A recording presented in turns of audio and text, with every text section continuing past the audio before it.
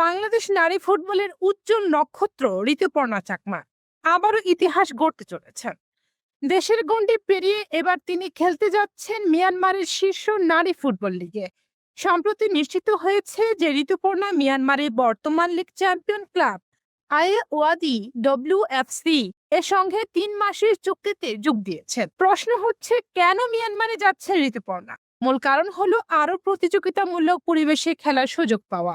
বাংলাদেশের নারী ফুটবলের অন্যতম সেরা এই ফরওয়ার্ড এর আগে ভুটানের ক্লাব ফুটবলেও সফলভাবে খেলেছেন। এবার মিয়ানমার লিগে খেলে নিজের অভিজ্ঞতা ও দলকে আরো সমৃদ্ধ করতে চান তিনি।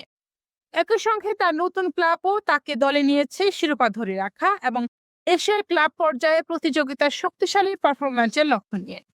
ঋতুপর্ণার এই বিদেশ যাত্রা বাংলাদেশের নারী ফুটবলের জন্য একটি বড় অর্জন, কারণ দক্ষিণ এশিয়ার খুব কম নারী ফুটবলারই নিয়মিতভাবে বিদেশি পেশাদার লিগে খেলার সুযোগ পান।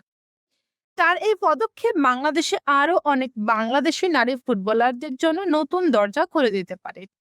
উল্লেখ্য, ঋতুপর্ণা সম্প্রতি বাংলাদেশকে এএফসি নারীর এশিয়ান কাপের মূল পর্বে তুলতে গুরুত্বপূর্ণ ভূমিকা পালন করেছেন।